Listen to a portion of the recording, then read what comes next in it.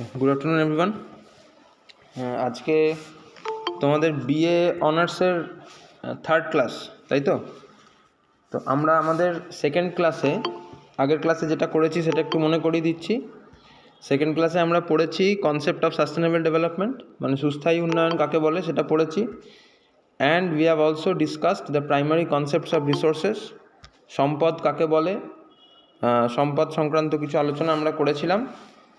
আর এছাড়া আমি বলে দিয়েছিলাম যে সম্পদ যে চ্যাপ্টারটা আছে, পার্টিকুলারলি প্রাকৃতিক সম্পদ, ওই চ্যাপ্টারে কী কী পড়তে হবে। I had also told you কি what are the parts which you need to study pertaining to that chapter on resources. Okay, তাহলে আজকের ক্লাসে আমরা যে বিষয়টা নিয়ে আলোচনা শুরু করব তা হচ্ছে বাস্তুবিদ্যা এবং বাস্তুতন্ত্র। So in today's class we will be discussing about ecology and ecosystem. We will discuss about ecology and ecosystem. Acha, now as far as ecology is concerned, the word ecology was coined by the scientist Ernst Haeckel. The word ecology was coined by the scientist Ernst Haeckel, and ecology is defined as the science of interaction between living organisms and their non-living environment. The word ecology, it was for the first time used by the scientist Ernst Haeckel, and it is defined as the science of interaction between living organisms and their non-living environment. তাহলে ecology বা বাস্তুবিদ্যা শব্দটি প্রথম প্রবর্তন করেছিলেন German প্রাণীবিদ Ernst হাইকেল। এবং ইকোলজির সংজ্ঞা আমরা কীরকম দিতে পারি? প্রাকৃতিক পরিবেশ, জীবেদের পারস্পরিক সম্পর্ক এবং সর্বোপরি প্রত্যেক জীব ও তার পরিমণ্ডলের সাথে সম্পর্ক সংক্রান্ত যে অধ্যয়ন, তাকেই আমরা বাস্তুবিদ্যা বলি। আমি আরেকবার বলছি, তাহলে ইকোলজি শব্দটি প্রথম ব্যবহার করেছিলেন বৈজ্ঞানিক আর্নস্ট হাইকেল, এবং ইকোলজির সংজ্ঞা আমরা কী দিতে পারি? প্রাকৃতিক পরিবেশ, জীবেদের পারস্পরিক সম্পর্ক এবং সর্বোপরি প্রত্যেক জীব ও তার পরিমণ্ডলের সাথে সম্পর্ক সংক্রান্ত যে অধ্যয়ন, যে পড়াশোনা, তাকে আমরা বলে থাকি বাস্তুবিদ্যা, অর যাকে আমরা ইংরেজিতে বলে থাকছি ইকোলজি। আচ্ছা, প্রত্যেকে নিজেদের ভিডিও অফ করে দাও, প্রত্যেকে নিজেদের ভিডিও অফ করে দাও, মাইক আর ভিডিও দুটোই অফ রাখতে হবে। আচ্ছা, now after talking about the definitions of ecology, let us discuss about two basic branches of ecology. ঠিক আছে, তাহলে বাস্তুবিদ্যার প্রকারভেদ সম্বন্ধে আমরা একটু আলোচনা করে নিই। That is the two types of ecology. Now the two basic types of ecological studies that is carried out is known as auticology and synecology. The two basic types of ecological studies that is carried out, it is known as auticology and synecology. So first let us try to define auticology. Now auticology is defined as the ecology of individual species. So how do we define auticology? Auticology is defined as the ecology of individual species. And synecology is defined as the ecology of a particular community. তাহলে auticology is defined as the ecology of an individual species, and synecology is defined as the ecology of a particular community. তাহলে বাস্তুবিদ্যাকে বৃহৎ অর্থে মূলত আমরা দুই ভাগে ভাগ করে পড়ি। প্রথম ভাগ হচ্ছে অটিকোলজি, অটিকোলজির বাংলাও অটিকোলজি, এবং দ্বিতীয় ভাগ হচ্ছে সিনেকোলজি, সিনেকোলজির বাংলাও কিন্তু সিনেকোলজি। তাহলে আমরা এবার বুঝবো অটিকোলজি এবং সিনেকোলজির পার্থক্য কী। অটিকোলজি অর্থাৎ কোনো একটি নির্দিষ্ট প্রজাতির বাস্তুবিদ্যা সংক্রান্ত অধ্যয়নকে বলা হয় অটিকোলজি। আমি আরেকবার বলছি, কোনো একটি নির্দিষ্ট প্রজাতির বাস্তুবিদ্যা সংক্রান্ত অধ্যয়নকে বলা হয় অটিকোলজি। তাহলে আমরা সিনেকোলজিকে কি বলবো? কোনো বাস্তুতন্ত্রের সমগ্র জীবগোষ্ঠী সংক্রান্ত অধ্যয়নকে বলা হয় সিনেকোলজি। তাহলে কোনো একটি বাস্তুতন্ত্রের সমগ্র জীবগোষ্ঠী সংক্রান্ত অধ্যয়নকে বলা হয় সিনেকোলজি। তাহলে this is the basic difference between autecology and synecology. তাহলে ecology you can broadly divide it into two basic types, that is auticology and synecology. অটিকোলজি কি বললাম? ইকোলজি অফ ইন্ডিভিজুয়াল স্পিসিস বা কোনো একটি নির্দিষ্ট প্রজাতির বাস্তুবিদ্যা সংক্রান্ত অধ্যয়ন। আর সিনেকোলজি কাকে বললাম? ইকোলজি অফ আ কমিউনিটি বা কোনো বাস্তুতন্ত্রের সমগ্র জীবগোষ্ঠী সংক্রান্ত অধ্যয়নকে আমরা বলে থাকি সিনেকোলজি।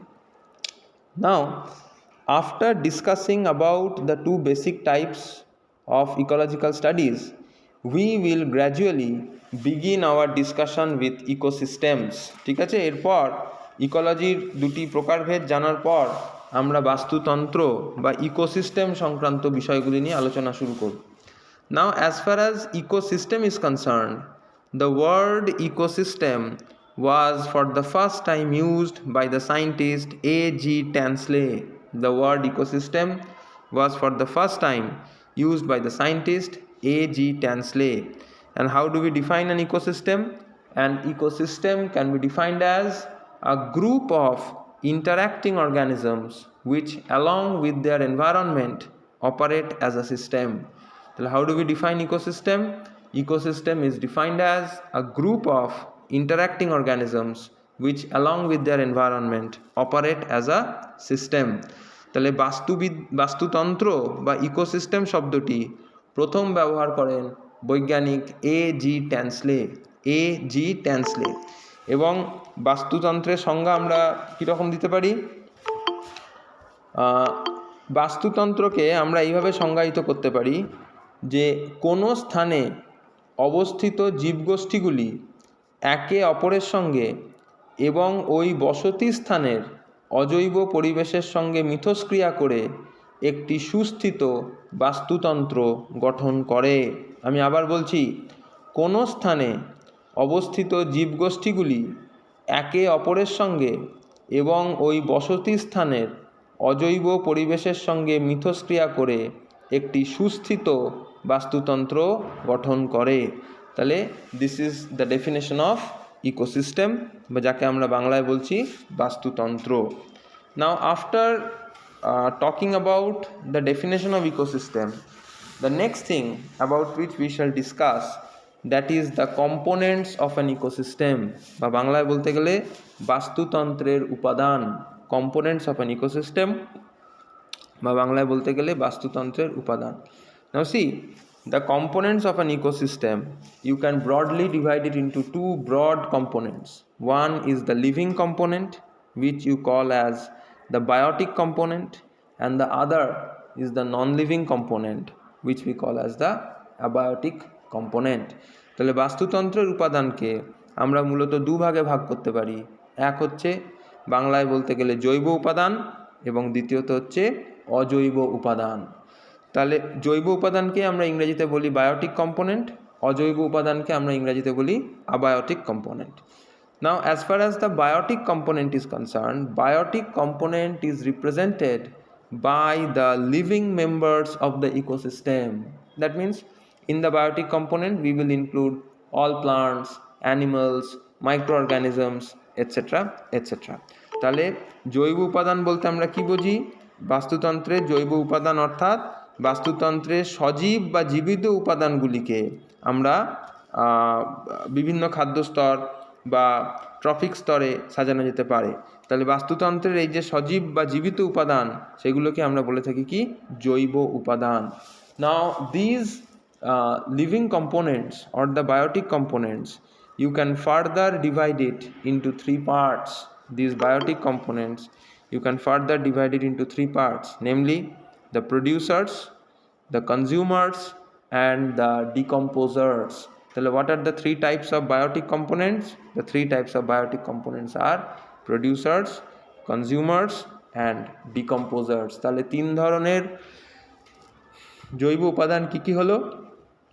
প্রথম হলো উৎপাদক, দ্বিতীয় হলো খাদক, এবং তৃতীয়ত হলো বিয়োজক। উৎপাদক, খাদক এবং বিয়োজক। তাহলে the first thing which we are calling as the producers represent the green plants. The producers represent the green plants, mainly the green plants. Now these green plants, they can synthesize their own food via the process of photosynthesis. The green plants can synthesize their own food via the process of photosynthesis. Now there is another way by which microorganisms like certain bacteria, they can prepare their own food, that is called as chemosynthesis. That is called as chemosynthesis. Now in photosynthesis, the green plants prepare their food using light, and in chemosynthesis there are certain bacteria which is called as chemosynthetic bacteria. They prepare their own food by utilizing certain chemicals. তাহলে উৎপাদক আমরা কাদেরকে বলছি? যে কোনো বাস্তুতন্ত্রে আমরা মূলত সবুজ উদ্ভিদকেই উৎপাদক হিসেবে গণ্য করি। কেন? তার কারণ সবুজ উদ্ভিদ সূর্যালোককে কাজে লাগিয়ে সালোক সংশ্লেষ প্রক্রিয়ার মাধ্যমে নিজের খাদ্য নিজে উৎপাদন করতে পারে। এছাড়া বাস্তুতন্ত্রে সবুজ উদ্ভিদ ছাড়াও আমরা এমন কিছু ব্যাকটেরিয়ার উপস্থিতি দেখতে পাই যারা বিভিন্ন রাসায়নিক বস্তুকে কাজে লাগিয়ে নিজেদের খাদ্য নিজেরা সংশ্লেষ করতে পারে। তারাও কিন্তু আরেক ধরনের উৎপাদক, কিন্তু তারা সালোক সংশ্লেষ করে নিজেদের খাদ্য উৎপাদন করে না, তারা রাসায়নিক সংশ্লেষের মাধ্যমে নিজেদের খাদ্য নিজেরা উৎপাদন করতে পারে। Now the second class of the biotic components include the consumers, বা যাদেরকে আমরা বাংলায় বলছি খাদক। Now these consumers, they mainly include the animals who cannot prepare their own food, and who are primarily dependent on other plants and other animals to prepare their own food. তাহলে খাদক বলতে আমরা মূলত বুঝি যারা পরভোজী, যেমন প্রাণীরা, তারা কিন্তু নিজেদের খাদ্য নিজেরা সংশ্লেষ করতে পারে না, তারা উদ্ভিদ এবং অন্যান্য প্রাণীর ওপর নির্ভরশীল নিজেদের খাদ্য আরোহণ করার জন্য। তাহলে এদেরকে আমরা বলে থাকবো খাদক বা consumers. The third biotic component is the decomposer. The third biotic component is the decomposer. Now these decomposers, they mainly include different kinds of microorganisms like bacteria, like fungi, etc. And what is their purpose? They decompose the dead and decaying bodies of the various plants and animals in a natural ecosystem, and post decomposition they release the trapped nutrients, the locked nutrients in those dead bodies back into the ecosystem. তাহলে বিয়োজক আমরা কাদেরকে বলছি? বিয়োজক অর্থাৎ এমন কিছু অণুজীব, এমন কিছু মাইক্রো অর্গানিজমস, যেমন ব্যাকটেরিয়া হতে পারে, কিছু ছত্রাক হতে পারে, যারা একটি বাস্তুতন্ত্রে যে বিভিন্ন প্রাণী মারা যাচ্ছে, বিভিন্ন উদ্ভিদের অংশ, মৃত অংশ পড়ে থাকছে, তাহলে সেই প্রাণীর মৃতদেহ বা উদ্ভিদের মৃত অংশ সেগুলির বিয়োজন করে সেখান থেকে যে জরুরি পৌষ্টিক পদার্থ তা পুনরায় বাস্তুতন্ত্রের মধ্যে ফেরত নিয়ে আসে এবং তাকে রিসাইকেল করে। তাহলে এই ধরনের যে অণুজীব, যেমন ব্যাকটেরিয়া, ছত্রাক ইত্যাদি, যারা বিয়োজন প্রক্রিয়ার মাধ্যমে মৃতদেহের মধ্যে যে পৌষ্টিক পদার্থ লকড হয়ে আছে বা ট্র্যাপড হয়ে আছে তাকে পুনরায় বাস্তুতন্ত্রে রিসাইকেল করে, তাদেরকে আমরা বলে থাকি বিয়োজক, বা ইংরেজিতে কি বলবো? ডিকম্পোজার। তাহলে ecosystem mainly has to types of components, the living components which we are called as the biotic component, and the non-living component which we are calling as the abiotic component. The living component is further divided into producers, consumers and decomposers. তাহলে বাস্তুতন্ত্রের যে জৈব উপাদানগুলিকে আমরা দুভাগে ভাগ করেছি, একটি জৈব উপাদান আর একটি হচ্ছে অজৈব উপাদান। জৈব উপাদানকে আমরা তিন ভাগে ভাগ করলাম: উৎপাদক, খাদক এবং বিয়োজক। উৎপাদক, খাদক এবং বিয়োজক। Now after talking about the biotic components, the next thing we shall talk is about the abiotic components. Please turn off your videos. Hey Arfa, তোর ভিডিও অন আছে, ভিডিওটা অফ কর। Please turn off your video of করো। আচ্ছা, তাহলে বাস্তুতন্ত্রের যে অজৈব উপাদান বা abiotic components, let us discuss about them. Now these abiotic components mainly represent the non-living components of the ecosystem, but remember, these non-living components are absolutely essential for life. Without these non-living components, life cannot continue. For example, sunlight, then precipitation meaning rainfall, then the various gases present in our atmosphere like oxygen, carbon dioxide, nitrogen, etc. Then if you think of the various minerals present in the soil, etc. So these are the different kinds of abiotic components that are present in an ecosystem which support life. So what is the meaning of the term abiotic component? Abiotic component means the non-living components of the ecosystem. Now, although they are non-living, you must remember that without their presence, life on this planet will not be possible. And to list a few examples, it will include sunlight, precipitation, the various atmospheric gases like oxygen, carbon dioxide, nitrogen, ozone, etc.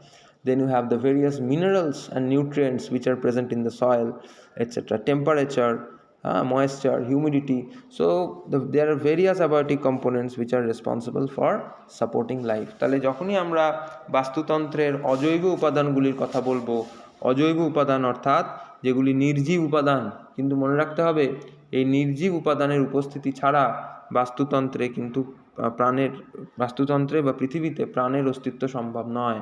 তাহলে বাস্তুতন্ত্রের এই নির্জীব বা অজৈব উপাদানগুলির কিছু উদাহরণ আমরা দেখতে পারি, যেমন সূর্যালোক, বায়ু প্রবাহ, বিভিন্ন রকম যে বায়ুমণ্ডলীয় গ্যাসগুলি রয়েছে, যেমন oxygen, carbon dioxide, nitrogen, ozone gas, তাছাড়া তাপমাত্রা, তাছাড়া তো আমাদের যে হিউমিডিটি, বাতাসের আর্দ্রতা, বা মৃত্তিকার মধ্যে যে উপস্থিত বিভিন্ন রকম খনিজ পদার্থ, বিভিন্ন রকম পৌষ্টিক পদার্থ, এইগুলি ছাড়া কিন্তু এইসব নির্জীব উপাদানগুলি ছাড়া, এইসব অজৈব উপাদানগুলি ছাড়া পৃথিবীতে প্রাণের অস্তিত্ব সম্ভব নয়। So you must remember that the components of the ecosystem has been divided into two broad components, biotic and abiotic. Biotic মানে দ্য লিভিং কম্পোনেন্টস, abiotic মানে the non-living components. Now the biotic components we have further divided into producers, consumers, decomposers, and the abiotic components include the non-living things like sunlight, rainfall, etc. আচ্ছা, তাহলে এই সমস্ত উপাদানগুলিকে নিয়ে আলোচনা করার পর আমরা কনজিউমার্স বা খাদক সংক্রান্ত বিষয়টাকে আরেকটু ডিটেলসে আলোচনা করি।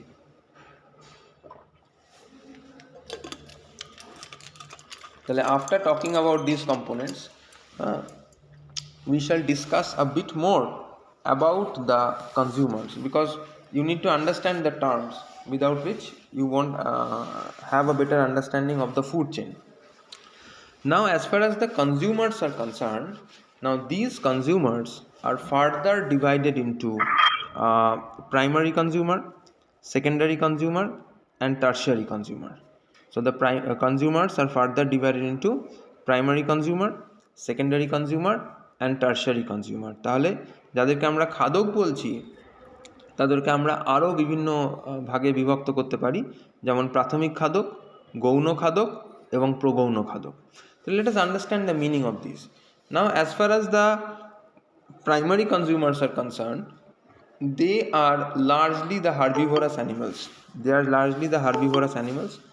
And they directly get their food from the green plants. For example, say deer, goats, sheep, etc., which are herbivores and which are directly dependent on green plants for their food. তাহলে প্রাথমিক খাদক আমরা কাদেরকে বলছি? প্রাথমিক খাদক বা প্রথম শ্রেণীর যে খাদক তারা মূলত শাকাহারী হয়, অর্থাৎ হার্বিভোর, এবং এরা সরাসরি উৎপাদক থেকে নিজেদের পুষ্টি ও শক্তি সংগ্রহ করে। তাই প্রাথমিক খাদক অর্থাৎ যারা মূলত শাকাহারী হয় এবং যারা উৎপাদক বা উদ্ভিদ থেকে সরাসরি নিজেদের খাদ্য, পুষ্টি ও শক্তি গ্রহণ করতে পারে। Now coming down to the secondary consumers. Now the secondary consumers are definitely carnivorous, that is they feed on meat, and they primarily consume on the primary consumers for satisfying their food and energy requirements. ठीक है? For example, say large fishes which feed upon small fishes, frogs which feed upon insects. There are some birds which feed upon say the primary consumers like rats, etc. তাহলে গৌণ খাদক বা secondary consumer আমরা কাদেরকে বলছি? গৌণ খাদক বা দ্বিতীয় শ্রেণীর খাদক, অর্থাৎ এরা কিন্তু অবশ্যই মাংসাশী হবে এবং এরা প্রথম শ্রেণীর খাদককে কনজিউম করে প্রথম শ্রেণীর খাদ্যকে খাদ্য হিসেবে গ্রহণ করে সেখান থেকে নিজেদের পুষ্টি ও শক্তির প্রয়োজন মেটায়। যেমন ধরো ব্যাঙ পোকামাকড় খেয়ে থাকে, কিছু বড় মাছ যারা ছোট মাছ খেয়ে থাকে, কিছু পাখি যেমন চিল ইত্যাদি যারা ইঁদুর ইত্যাদি এই জাতীয় প্রাণীগুলিকে খেয়ে বেঁচে থাকে। Now the third type of consumers about which we shall learn, that is the tertiary consumer. Now these tertiary consumers are also carnivorous. These tertiary consumers are also carnivorous, and they primarily feed upon the secondary consumers to meet their food and energy requirements, and they generally include some of the large animals, for example tiger, lion, some giant fishes, etc. The tertiary consumers, they are also carnivore, feeding upon meat, and they primarily feed upon the secondary consumers to satisfy their food and energy requirements, and they generally include the larger animals like tiger, lion, etcetera etcetera, larger fishes.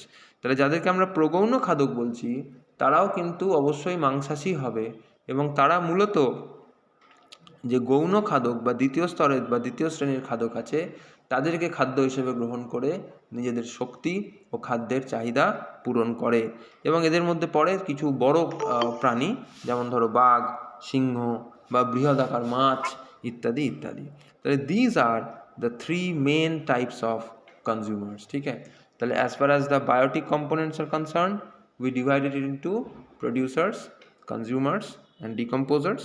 The consumers, we further divided it into primary consumer, secondary consumer and tertiary consumer. তাহলে বাস্তুতন্ত্রের যে জৈব উপাদান তাদেরকে আমরা মূলত তিন ভাগে ভাগ করেছিলাম, উৎপাদক, খাদক এবং বিয়োজক।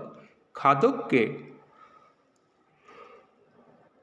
আমরা আরও তিন ভাগে বিভক্ত করেছি নিজেদের সুবিধার্থে: প্রাথমিক খাদক, প্রাইমারি কনজিউমার; গৌণ খাদক, সেকেন্ডারি কনজিউমার; এবং প্রগৌণ খাদক অর্থাৎ টার্সারি কনজিউমার। আচ্ছা, after talking about this things, the next thing we shall discuss is about food chains. এর পরবর্তী যে টপিকটা নিয়ে আমরা আলোচনা করব তা হলো খাদ্য শৃঙ্খল, বা যাদেরকে আমরা ইংরেজিতে বলছি ফুড চেইন, খাদ্য শৃঙ্খল।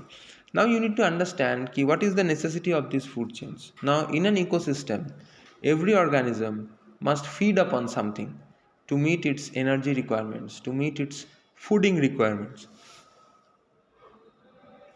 So what we essentially find is that in an ecosystem there is a linear relationship between organisms, and the relationship is of being eating and being eaten. The food chains are practically linear relationships or the linear pattern in which organisms are arranged with repeated eating and being eaten. তাহলে খাদ্য শৃঙ্খল আমরা কাকে বলছি?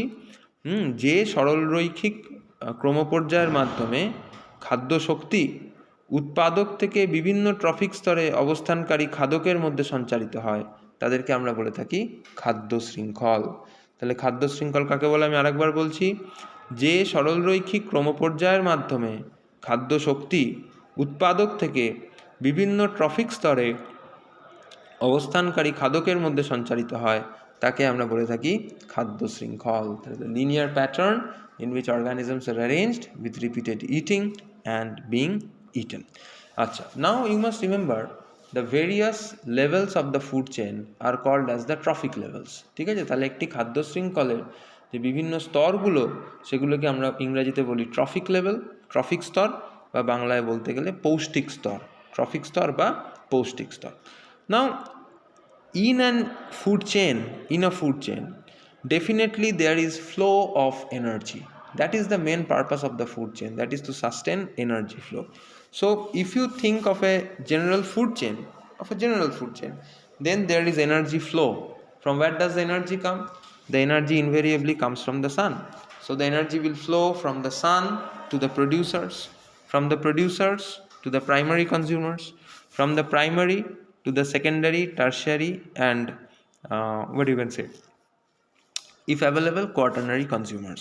তাহলে যে কোনো খাদ্য শৃঙ্খলের যে মূল উদ্দেশ্য আমরা কিন্তু দেখব তা হচ্ছে শক্তির প্রবাহ, এবং এই শক্তির মূল উৎস কি? যে কোনো বাস্তুতন্ত্রে পৃথিবীতে শক্তির মূল উৎসই কিন্তু আমরা দেখতে পাবো যে তা হলো সৌরশক্তি, সূর্যালোক। তাহলে সৌরশক্তিকে গ্রহণ করবে উৎপাদক, উৎপাদককে যখন প্রাথমিক খাদক কনজিউম করবে বা খাদ্য হিসেবে গ্রহণ করবে, সেই শক্তি উৎপাদক থেকে যাবে প্রাথমিক খাদক কে খাবে? গৌণ খাদক। গৌণ খাদককে খাবে প্রগৌণ খাদক। তাহলে আমরা দেখতে পাবো এই যে ক্রমাগত যে একটা সম্পর্ক একে অন্যকে খেয়ে ফেলা, ঠিক আছে, খাদ্য এবং খাদকের সম্পর্কের মাধ্যমে আমরা দেখতে পাবো যে ক্রমাগত বাস্তুতন্ত্রের মধ্যে দিয়ে শক্তির প্রবাহ হচ্ছে। তাহলে যে কোনো খাদ্য শৃঙ্খলে শক্তি প্রবাহ কিন্তু বাধ্যতামূলক। শক্তি প্রবাহ না থাকলে খাদ্য শৃঙ্খলের উদ্দেশ্য সাধন হয় না। আচ্ছা, নাও there are basically two basic types of food chains about which we shall discuss. They include the grazing food chain and the detritus food chain. তাহলে মূলত দু ধরনের খাদ্য শৃঙ্খল সম্বন্ধে আমরা জানব। এক হচ্ছে চারণভূমির খাদ্য শৃঙ্খল, যাকে আমরা ইংরাজিতে বলছি গ্রেজিং ফুড চেন, আর দ্বিতীয়ত হচ্ছে কর্কর খাদ্য শৃঙ্খল, বা যাকে আমরা ইংরেজিতে বলি ডেট্রিটাস ফুড চেন। ঠিক আছে, তাহলে দু ধরনের খাদ্য শৃঙ্খল কী কী? এক হচ্ছে চারণভূমির খাদ্য শৃঙ্খল গ্রেজিং ফুড চেন, আর দ্বিতীয়ত হচ্ছে কর্কর খাদ্য শৃঙ্খল detritus food chain. So these are the two types of food chains, that is grazing food chain and detritus food chains, about which we shall study. Now, as far as the grazing food chain is concerned, you must remember a grazing food chain is directly dependent on the influx of solar energy. It is directly dependent on the influx of solar energy, and in a grazing food chain we essentially find that there is the first trophic level of a grazing food chain. You will be finding there a producer. So the primary trophic level, the first trophic level, of the grazing food chain will be occupied by a producer, that is a green plant. And then from the producer, the energy will flow to the consumer, primary consumer, to the secondary consumer, to the tertiary consumer, and so on. তাহলে যে কোনো চারণভূমির খাদ্য শৃঙ্খলের প্রথম যে component তা কিন্তু একটা উৎপাদক, এবং উৎপাদক থেকে সেই শক্তির প্রবাহ হবে প্রাথমিক খাদক থেকে গৌণ খাদক, সেখান থেকে প্রগৌণ খাদক, এইভাবে চলতে থাকবে। এবং আমরা মনে রাখবো যে কোনো চারণভূমির খাদ্য শৃঙ্খলে শক্তির মূল উৎসই কিন্তু সৌরশক্তি, বা যাকে আমরা সূর্যালোকও বলতে পারি। Next we shall come down to the detritus food chain. বা যাকে আমরা বাংলায় বলছি কর্কর খাদ্য শৃঙ্খল, So first let us understand the meaning of the term detritus. Detritus refers to dead and particularly decomposing plant parts or animal parts. Dead or decomposing plant parts and animal parts. Say for example fallen leaf litter in a forest, that represents a detritus. So a detritus food chain does not begin with a producer, rather it begins with dead and decomposing body parts of organisms, which we call as detritus. Now from the detritus the energy will flow, the food chain will move on to the detritivore. From the detritus the food chain will flow on to the detritivore. Detritivore are organisms who consume on the detritus, and from the detritivores the food chain will flow on to the consumers or the carnivores on these detritivores. Now say for example, if you think of a very simple example of a detritus food chain, the food chain will begin with leaf litter. That leaf litter is being fed upon by some ants, small insects, etc., and these small insects, they in turn are being consumed by birds in turn are being consumed by snakes or larger birds, etc. So detritus food chain does not begin with a producer, and it is not directly dependent on solar energy for its continuity. তাহলে detritus food chain বা কর্কর খাদ্য শৃঙ্খলে আমাদেরকে মনে রাখতে হবে যে মৃত বা পচনশীল জীবদেহ বা দেহাংশ, তাকেই কিন্তু আমরা বলে থাকি কর্কর। এবং চারণভূমির খাদ্য শৃঙ্খলের সঙ্গে কর্কর খাদ্য শৃঙ্খলের পার্থক্য এটাই, চারণভূমির খাদ্য শৃঙ্খলের প্রথম কম্পোনেন্টই কিন্তু একটি উৎপাদক, হ্যাঁ, গ্রিন প্লান্ট, কিন্তু কর্কর খাদ্য শৃঙ্খলের প্রথম কম্পোনেন্ট কিন্তু আমরা দেখব তা হলো কিছু কর্কর জাতীয় দ্রব্য। সেটা একটি পচনশীল দেহাংশ হতে পারে, কিছু গাছের মৃত অংশ হতে পারে, যেমন ধরো পড়ে থাকা পাতা, সেটাকে আমরা বলে থাকছি কর্কর বা ডেট্রিটাস। এবং সেই পাতার মধ্যে ধরো কিছু পোকা এলো পাতাগুলিকে খাওয়ার জন্য, এবার সেই পোকাকে কনজিউম করছে কিছু পাখি, আবার সেই পাখিকে কনজিউম করছে কিছু সাপ, সেই পাখিগুলিকে হয়তো কিছু বড় পাখি খাদ্য হিসেবে গ্রহণ করছে। তাহলে মূল যে গ্রেজিং এবং ডেট্রিটাস ফুড চেনের পার্থক্য তা হলো গ্রেজিং যে খাদ্য শৃঙ্খল অর্থাৎ চারণভূমির খাদ্য শৃঙ্খলের প্রথম উপাদান কিন্তু একটি উদ্ভিদ, কিন্তু আমাদের যে কর্কর খাদ্য শৃঙ্খল আছে, কর্কর খাদ্য শৃঙ্খলের প্রথম উপাদান কিন্তু কর্কর জাতীয় দ্রব্য। এবং চারণভূমির খাদ্য শৃঙ্খল সরাসরি সৌরশক্তির ওপর নির্ভরশীল, সৌরশক্তি না হলে চারণভূমির খাদ্য শৃঙ্খল চালিত হবে না। কিন্তু যে কর্কর খাদ্য শৃঙ্খল আমরা দেখব, কর্কর খাদ্য শৃঙ্খল কিন্তু সৌরশক্তির ওপর সরাসরিভাবে নির্ভরশীল নয়। তাহলে as far as a grazing food chain is concerned, it begins with the producer. Detritus food chain, it begins with the detritus matter. And a grazing food chain is directly dependent on sunlight for its continuity, but as far as a detritus food chain is concerned, it has no direct solar dependency for its continuity. Okay, now after talking about food chains, we shall begin our discussion with food webs. তাহলে খাদ্য শৃঙ্খল নিয়ে আলোচনা করার পর আমরা আলোচনা করব খাদ্য জাল।